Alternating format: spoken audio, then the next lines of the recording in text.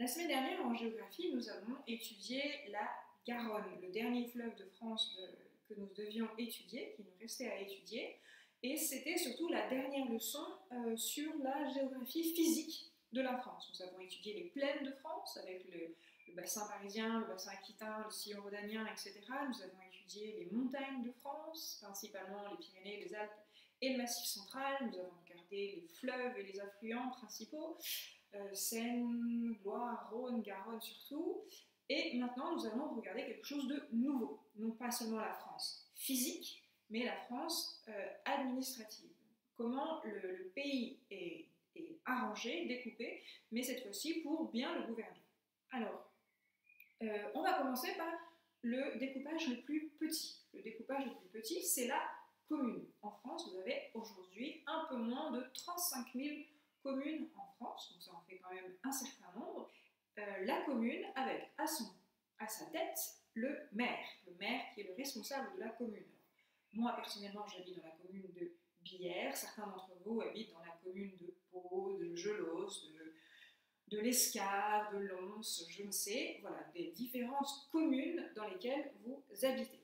La commune et son maire. Alors, à quoi sert une commune? Que fait le maire? Que fait la commune? Donc, la commune a plusieurs rôles. La commune va s'occuper de tout ce qu'on appelle l'état civil. La commune va s'occuper de l'enregistrement des naissances, l'enregistrement des mariages, l'enregistrement des décès, va s'occuper de la sécurité avec la sécurité routière, avec la police municipale. La commune va s'occuper de la gestion des écoles maternelles, des écoles primaires, publiques, pas nous, des crèches, des médiathèques, etc. Mais pour pouvoir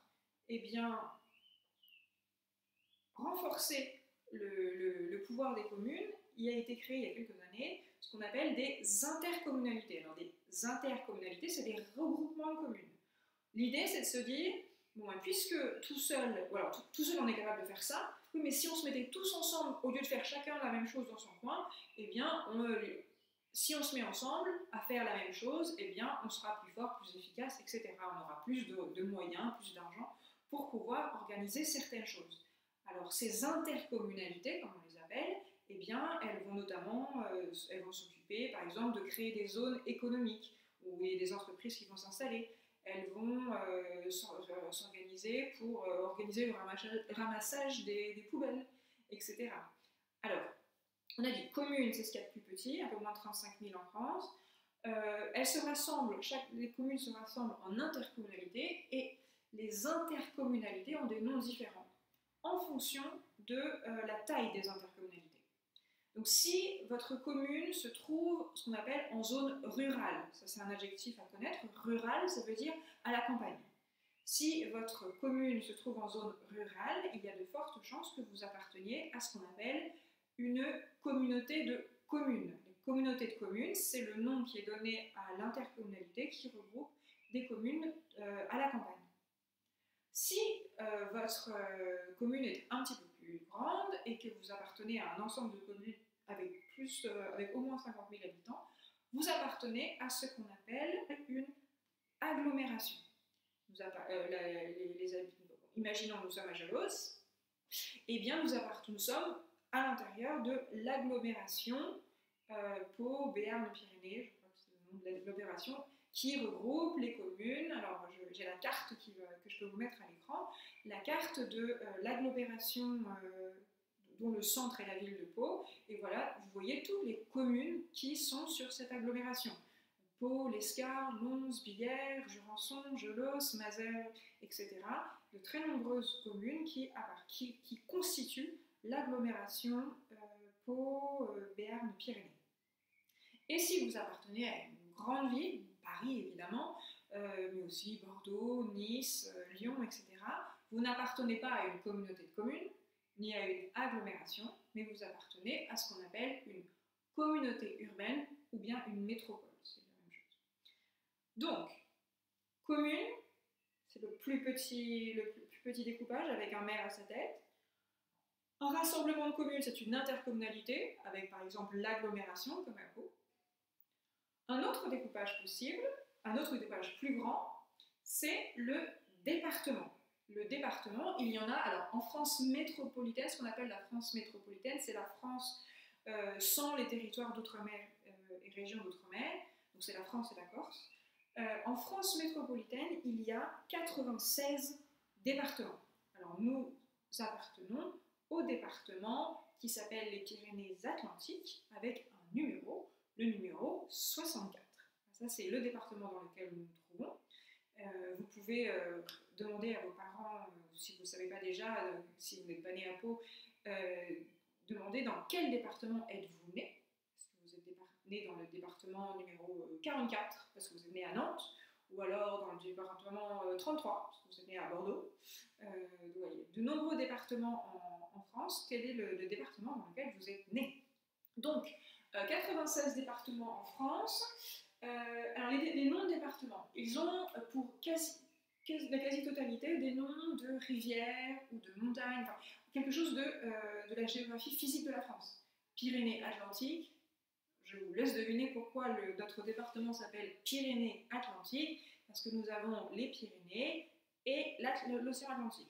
Sachez d'ailleurs qu'autrefois le département Pyrénées-Atlantiques s'appelait les Basses-Pyrénées, mais il a changé de nom et maintenant c'est Pyrénées-Atlantiques. La ville de Bordeaux, dont j'en parlais tout à l'heure, le département, c'est la Gironde. Je ne sais pas si ça vous rappelle quelque chose, la Gironde. Eh bien, le fameux estuaire composé de la Garonne et du plus long affluent de la Garonne, qui est la Dordogne, bravo. Donc la Gironde, j'ai parlé de Nantes. Alors, Nantes, c'est le département Loire-Atlantique. Et oui, il y a la Loire et il y a l'Atlantique, l'océan Atlantique. Si vous prenez, je ne sais pas moi, le département... le numéro 72, c'est la Sarthe. La Sarthe, c'est le nom d'une rivière qui coule, avec la ville, qui coule à travers le département. Vous pouvez regarder une carte on étudiera les départements un peu plus précisément, mais vous pouvez regarder une carte de France avec des départements et regarder un petit peu le nom qu'ils portent et vous retrouverez par exemple, vous avez un département qui s'appelle le Lot, il y en a un qui s'appelle le Tarn, il y en a un qui s'appelle la Dordogne. Ce sont des noms de rivières, mais ce sont aussi des noms de départements. Alors, quelle est la mission des départements? Les départements ont des missions plus larges que la commune. Ils ont des missions qui concernent principalement la solidarité, alors ce qu'on appelle service à l'enfance, aide aux personnes âgées, aide aux personnes handicapées, etc. Donc, on a vu la commune, 35 000 en France environ, avec les intercommunalités, 96 départements, évidemment beaucoup plus large, et ensuite le découpage le plus grand en France, ce sont les régions. Les régions, il y en a depuis 2016, il y a 13 régions en France. Pour moi, j'ai dû apprendre les régions de France, j'ai dû en apprendre 22, et bien aujourd'hui, il n'y en a plus que 13. Alors, les 13 régions, nous appartenons à la région, une très grande région, qui est la région Nouvelle-Aquitaine.